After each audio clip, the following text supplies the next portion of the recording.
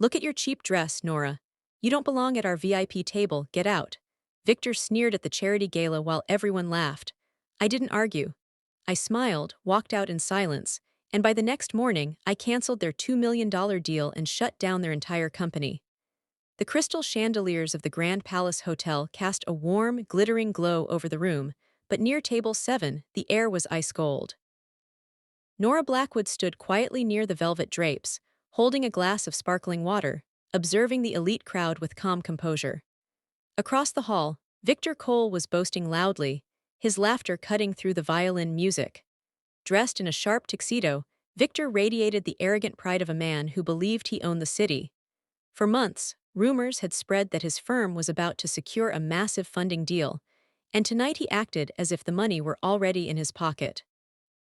Alongside him, his wife Sienna glanced around, mocking anyone who didn't fit their standard. Nora remained standing, serene and unbothered, while Victor's eyes suddenly locked onto her corner. Victor excused himself from a group of wealthy investors and began walking toward Nora, his heavy leather shoes clicking against the polished marble floor. Sienna followed close behind, an arrogant smile fixed on her face. As they approached, Victor adjusted his expensive cufflinks and purposefully raised his voice so the surrounding tables would hear. He stopped just 2 feet away, looking at Nora's plain black dress with open disgust. Nora didn't flinch. She gently rested her glass on a silver tray held by a passing waiter and met Victor's gaze with absolute stillness.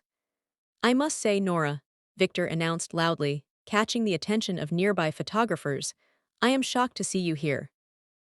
This gala is reserved for high-net-worth executives, not broke spectators trying to relive their past. A few onlookers gasped, while Sienna let out a soft, mocking laugh. Nora simply stood tall, her peaceful calm creating a sharp contrast against Victor's bitter arrogance. Sienna took a step forward, leaning in as if offering friendly advice, though her voice carried across the quieted room. Honestly, Nora, looking at that cheap, unbranded dress, you really don't belong at our VIP table. You should leave before security escort you out. The surrounding guests held their breath, waiting for a dramatic scene, an outburst, or tears, but Nora gave them none. She didn't raise her voice, nor did her expression darken. Instead, a serene, faint smile appeared on her lips. She took one last, composed look at Victor and Sienna, as if committing their faces to memory, and offered a soft, dignified nod. Enjoy your evening, Victor, Nora said, her voice smooth and completely untroubled. Without another word, she turned with effortless grace and walked out of the ballroom, her head held high. Victor sneered, convinced he had won a grand victory, unaware that her silent departure was not a surrender, but the beginning of his absolute ruin. Outside the Grand Palace Hotel, the night air was cool and crisp. Nora stepped into her black sleek sedan, closing the door behind her and shutting out the muffled sounds of music and laughter from the ballroom. Sitting in the quiet cabin, she pulled off her simple silver ring and placed it gently on the dashboard. Her hands weren't shaking, her heart wasn't pounding with anger. Instead, her mind was crystal clear. She didn't feel hurt by Victor's harsh words or Sienna's cruel laughter. Years of dealing with corporate predators had taught her one crucial lesson: emotional reactions are a waste of leverage. Nora started the engine, her face reflected in the rearview mirror, calm, focused, and utterly undisturbed. Victor believed he had publicly stripped her of her dignity, completely oblivious to the fact that the very foundation of his financial future rested entirely in her hands. Back inside the glowing ballroom, Victor was practically glowing with self-importance. He waved a waiter over, grabbed 2 glasses of vintage champagne, and handed one to Sienna. To us, Victor declared, clinking his glass loudly enough for the entire VIP table to hear. And to leaving irrelevant people where they belong in the dark, Sienna laughed, taking a slow sip. She thought she could just stand near our table looking like that. It was embarrassing, Victor. Victor waved his hand dismissively. Forget about her. Tomorrow morning at 9 sharp, Apex Capital signs off on our $2 million funding line. Once that money hits our accounts, Cole Developments becomes untouchable. No small-time player can ever stand in my way again. He drained his glass in one gulp, completely blind to the fact that while he was busy popping champagne and basking in fake glory, Nora was already driving back to her apartment, ready to open his file. Arriving at her quiet apartment, Nora tossed her keys onto the entry console and walked straight to her home office. The room was sleek and organized, lined with high-tier security certificates and legal awards. She powered on her laptop, the screen illuminating her calm, sharp features. Nora was not just an invited guest at the gala. She was the newly appointed Chief Forensic Auditor and Senior Managing Director at Apex Capital, the very venture firm Victor was relying on for his survival. She opened the encrypted folder labeled Coal Developments. For months, her team had been running routine background checks, but tonight, Nora decided to conduct a deep dive personally. As her fingers glided across the keyboard, pulling up secondary bank statements, hidden offshore ledgers, and inflated asset valuations, her eyes narrowed. Victor's bold confidence was built entirely on a castle of sand. As Nora scrolled deeper into the audited financial reports, discrepancies began popping up everywhere. Victor had artificially inflated his firm's quarterly revenue by double-billing dummy shell companies. Worse, he had concealed millions in outstanding high-interest debt under undisclosed subsidiary accounts. He was relying entirely on Apex Capital's $2 million cash injection to pay off his immediate creditors before his fraud collapsed. Nora leaned back in her chair, a cold, calculated calm washing over her. Victor hadn't just insulted her at a party. He had submitted fraudulent documentation to her firm, committing major corporate fraud. She calmly flagged the entire file with a red audit tag, freezing the release authorization. With a quiet click of her mouse, the scheduled money transfer for 9 o'clock the next morning was instantly locked down. Nora printed out the crucial audit reports, binding them into a clean, black executive dossier. She placed her official seal on the front page: Senior Managing Director and Head of Forensic Audit, Apex Capital. Every single charge against Victor's firm was backed by indisputable bank records, tax filings, and cross-referenced wire transfers. She closed her laptop, took a slow sip of herbal tea, and looked out at the glowing city skyline. There was no rage in her heart, only precision. Victor had spent years stepping on others to climb his fragile ladder of wealth, believing arrogance alone could substitute for integrity. Tomorrow morning, he expected to sign a paper that would cement his victory. Instead, he was walking directly into a trap of his own making. The next morning at 8:30, sunlight streamed through the floor-to-ceiling glass windows of Apex Capital's high-rise headquarters. Victor arrived early, practically strutting through the glass doors, clutching his leather briefcase with a triumphant grin. Sienna walked beside him, wrapped in designer silk and admiring her reflection in every polished surface. He nodded condescendingly at the reception staff, expecting immediate admittance to the executive suite. "We have a 9 o'clock appointment with the managing director to execute our funding contract," Victor announced to the young secretary, leaning over the marble counter. The secretary looked up from her terminal, her expression professionally neutral as she checked the morning log. "Ah yes, Mr. Cole. The senior managing director has already arrived and is expecting you in boardroom A. Please head straight in." Victor smirked at Sienna, adjusting his red tie. He walked down the carpeted hallway, completely convinced he was seconds away from claiming his fortune, unaware of who was sitting on the other side of that door. Victor pushed open the heavy oak doors of boardroom A with complete confidence, a practiced salesman's smile plastered across his face. "Good morning. We're ready to sign off on the funding." His voice instantly cut off mid-sentence, freezing in his throat. Sitting at the head of the polished conference table was Nora, framed by the cityscape outside. She wore a pristine tailored navy blazer, her silver pen poised over an executive dossier. Victor stood frozen, his mouth slightly open, while Sienna gasped in disbelief. "Nora," Victor stammered, stepping backward into the doorway. "What on earth are you doing in the senior managing director's seat? You need to leave before the real board members arrive." Nora slowly looked up from her files, her gaze calm, sharp, and completely unbothered by his sudden entrance. She placed her pen down with a soft click and rested her hands on the table. "Take a seat, Victor," Nora said softly, her voice echoing with unmistakable authority. "I am the real board member, and this meeting is about to begin." Victor stood paralyzed, his mind racing as he tried to process the reality in front of him.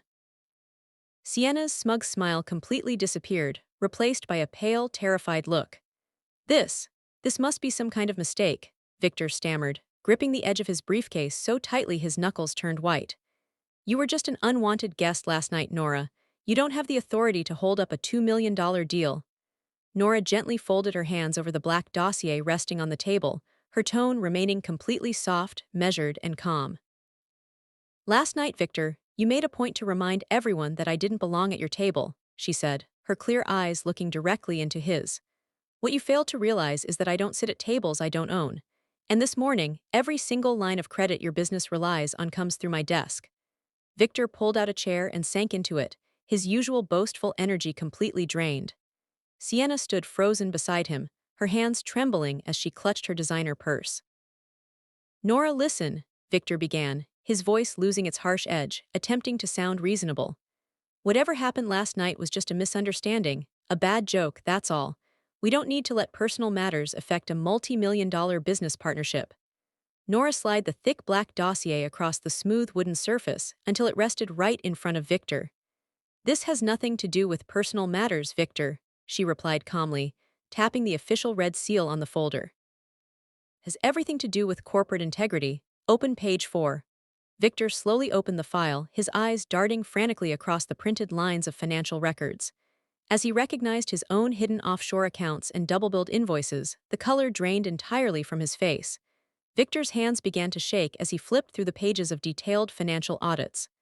These are confidential internal records. How did you get these?" he stammered, sweating under the bright boardroom lights. Nora didn't raise her voice. "When you applied for $2 million in funding from Apex Capital, you signed an agreement allowing our audit division complete forensic access," she explained softly. "You assumed no one would look closely enough to spot the offshore shell accounts or the falsified revenue statements. You relied on arrogance to cover up federal financial fraud." Sienna reached out, her voice cracking with desperation. "Nora, please, we can fix this. Victor didn't mean any harm, we can adjust the books." Nora looked at Sienna with calm pity, placing her pen neatly back into her blazer pocket. Nora leaned forward slightly, her eyes steady and unwavering as she looked at Victor and Sienna. "Adjusting the books is called felony fraud, Sienna, and Apex Capital does not fund criminal enterprises." Victor grabbed the table, his knuckles pale as panic completely took over. "Nora, if you cancel this funding today, Coal Developments will go under within 48 hours. My creditors will seize everything." Nora closed the black file folder with a definitive, quiet clap that echoed in the silent boardroom. "Your company's collapse is not my doing, Victor," she said softly, her tone completely untroubled. "It is the direct consequence of your own choices, greed, and deceit. You built a kingdom on lies, and today, reality has caught up with you. The funding request for Coal Developments is permanently denied." Victor slumped back into his leather chair, staring blankly at the dark, glossy tabletop as his entire empire crumbled in seconds. Sienna buried her face in her hands, her former arrogance reduced to quiet, trembling sobs. Before Victor could utter another desperate plea, the boardroom door opened again, and two federal financial investigators stepped into the room, flanked by Apex Capital's senior legal counsel. "Victor Cole," the lead investigator asked calmly, presenting an official badge. "We have a warrant based on forensic audit evidence of bank fraud and tax evasion." Nora picked up her tablet and stood up, smoothing her tailored jacket without a single trace of malice or pride. She looked at Victor one last time, not with anger, but with total indifference. "You thought my quiet departure last night was weakness," Nora said gently as she walked past him toward the exit. "In truth, it was simply the calm before your downfall." Later that afternoon, the sun broke through the heavy clouds, casting a golden light across the bustling city skyline. Nora stood on the private balcony of her high-rise office, looking out at the sprawling metropolis below. The chaotic noise of the streets felt distant, muffled by thick glass and the quiet peace of absolute achievement. On the small glass table beside her sat a simple silver ring, catching the afternoon light. She picked it up, slipping it back onto her finger where it belonged. Victor Cole and his crumbling empire were already history, dismantled not by loud retaliation or petty insults, but by cold, unyielding facts and quiet preparation. Nora took a deep, refreshing breath of the cool air, her heart entirely at ease. She had proven that true power never needs to shout. It simply waits, watches, and lets the truth speak for itself. Later that afternoon, the sun broke through the heavy clouds, casting a golden light across the bustling city skyline. Nora stood on the private balcony of her high-rise office, looking out at the sprawling metropolis below. The chaotic noise of the streets felt distant, muffled by thick glass and the quiet peace of absolute achievement. On the small glass table beside her sat a simple silver ring, catching the afternoon light. She picked it up, slipping it back onto her finger where it belonged. Victor Cole and his crumbling empire were already history, dismantled not by loud retaliation or petty insults, but by cold, unyielding facts and quiet preparation. Nora took a deep, refreshing breath of the cool air, her heart entirely at ease. She had proven that true power never needs to shout. It simply waits, watches, and lets the truth speak for itself. 3 weeks after the fall of coal developments, the morning sun rose over the glass high-rises of the financial district. Nora sat in her corner office, reviewing the smooth integration of Apex Capital's newest portfolio companies. News of Victor Cole's arrest and the collapse of his fraudulent firm had sent shockwaves through the industry, serving as a harsh warning to anyone who mistook arrogance for business acumen. The phone on her desk rang softly, displaying the direct line of her chief operating officer. She answered with her usual calm tone. "Good morning, Nora," her colleague spoke up. "The forensic audit on the remaining regional applications is complete. Everything is verified and clean." Nora looked out at the pristine horizon, a faint, knowing smile playing on her lips. "Excellent," she replied softly. "Let us move forward only with those who build on solid ground." Later that afternoon, Nora walked down the grand marble hallway of the city's civic center, where the annual Young Entrepreneurs Summit was taking place. As the keynote speaker, her arrival drew immediate attention, but there was no arrogance in her stride, only quiet authority. She stepped up to the podium, looking out at hundreds of ambitious minds eager to build their futures. "Success is not measured by the loudness of your boast or the price of your attire," Nora shared, her voice carrying smoothly through the auditorium. "It is anchored in truth, diligence, and unwavering integrity. Those who shortcut their way to the top will inevitably fall to the very foundation they neglected." As thunderous applause filled the hall, Nora stepped down, knowing that her journey was no longer just about dismantling deceit, but about building a standard that would last. As Nora stepped out of the civic center into the cool evening air, a familiar figure stood near the edge of the granite steps. It was Sienna, stripped of her high-end designer clothes and wearing a muted coat, looking exhausted and uncertain. She took a tentative step toward Nora, holding a simple manila folder. "Nora, I don't expect your forgiveness," Sienna began softly, her voice devoid of its former malice. "I just wanted to hand this over personally. It's the remaining asset registry for Victor's secondary holdings. The liquidators needed someone to verify them, and I knew you were the only one who would ensure everything was handled fairly." Nora looked at the folder, then met Sienna's eyes with calm, steady grace. She accepted the documents without hesitation. "Fairness is all I have ever stood for, Sienna," Nora replied gently. "I hope you find a path built on something real this time." Sienna nodded silently, a tear slipping down her cheek as she turned and walked away into the evening crowd, finally leaving behind the shadow of Victor's deceit. Nora watched her disappear for a moment before stepping into her sedan. As the driver pulled into the steady flow of city traffic, Nora looked down at the file in her lap, feeling a profound sense of closure. The long journey from that cold night at the gala, where she had been dismissed and mocked, had come full circle. She hadn't just protected her firm and exposed a fraud, she had held her ground with dignity and reshaped her own destiny. By nightfall, the legal proceedings regarding coal developments reached their final administrative stage. The press coverage shifted from sensational headlines to analytical breakdowns of how a quiet forensic review had exposed years of systemic fraud. In a quiet, reflective moment back at her residence, Nora reviewed the final press release from Apex Capital. There was no victory speech, no petty announcement, and no public shaming. Only a straightforward summary of ethical standards and corporate compliance. David called her one last time before wrapping up the business day. "Nora, the board has unanimously approved the new ethical review guidelines you proposed. Moving forward, every major investment will follow the exact framework you established." Nora walked over to her wide glass balcony, looking at the endless sea of city lights twinkling under the clear dark sky. "Thank you, David," she said softly, her voice filled with deep fulfillment. "Let us ensure that Apex Capital remains a place where integrity is never compromised." She hung up the phone and stepped out into the night breeze. The world below moved in its endless rhythm, but for Nora, the noise had lost all its power. She had faced arrogance with patience, lies with facts, and disrespect with absolute grace. As she looked toward the horizon, she knew that true strength was not about winning battles. It was about living with a clear conscience and an unshakable mind. The story of the gala betrayal was over, but Nora Blackwood's legacy of quiet power had just begun. 6 months after the complete restructuring of Apex Capital's ethics framework, Nora's calm and unshakable methodology had become the gold standard across the financial hub. She spent her days expanding sustainable ventures, mentoring young founders who valued truth over hype. Yet, as she arrived at the International Finance Summit in Zurich, the whisperings of a new, complex market shift began to ripple through the grand marble corridors. A massive green energy conglomerate was quietly acquiring small regional technology firms, operating in the gray zones of international trade law.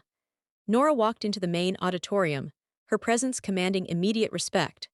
As she took her seat on the executive panel, she noticed a briefing document placed on her desk regarding the aggressive expansion of Vance Global. A quiet, familiar focus settled over her, a sign that a new challenge was quietly taking shape on the horizon. The summit hall in Zurich was filled with influential figures from global finance, but Nora remained entirely calm amidst the buzz.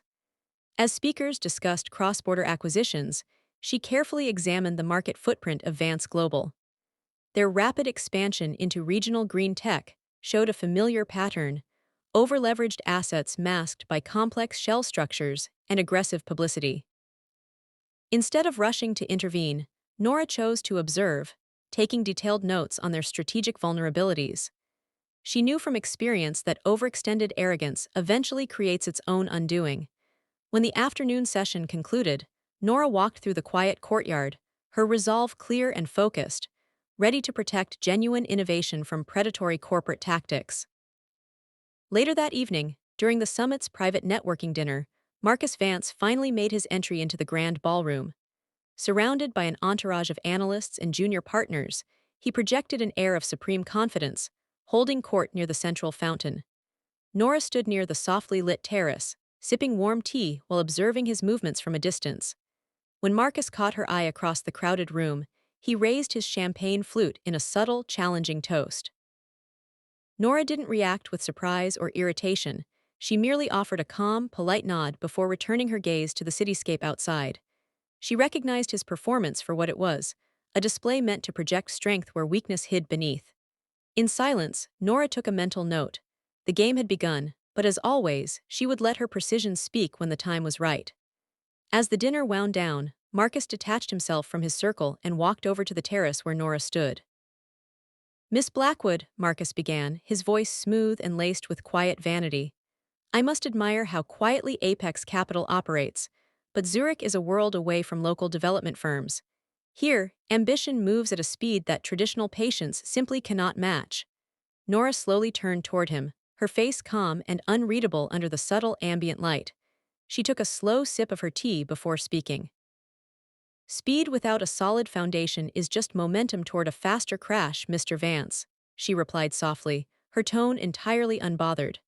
"Apex doesn't race against ambition, we simply measure its weight." Marcus smiled faintly, though his eyes narrowed for a split second as her words landed.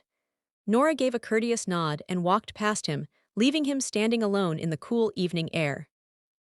Back in her hotel suite, Nora opened her laptop and reviewed the encrypted data stream David had forwarded from their headquarters. While Marcus was busy projecting confidence at the summit, Apex Capital's research division had quietly mapped out Vance Global's supply chain network. Nora's eyes scanned the detailed financial ledgers, zeroing in on a critical vulnerability. Vance Global had aggressively collateralized their European technology acquisitions against short-term credit lines. "He relies entirely on immediate market confidence to maintain liquidity," Nora murmured to herself, analyzing the fragile balance sheet. David's voice echoed through the speakerphone. "If their public narrative falters for even 48 hours, their lenders will trigger an immediate collateral audit."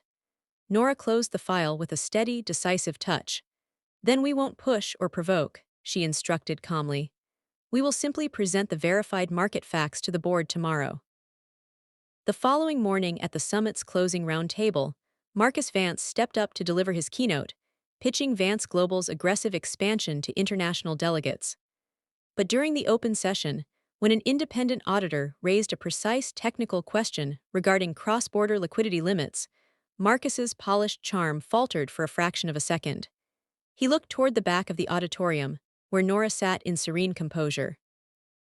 She didn't interrupt, make a dramatic speech, or seek attention. The audit board simply held the transparent, verified data, the quiet truth that Apex Capital had meticulously documented.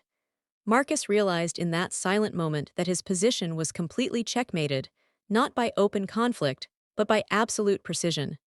Nora rose gracefully from her seat and walked out into the bright Zurich morning. She had once again proven that true power never needs to shout. It simply stands firm, calm, and entirely unshakable.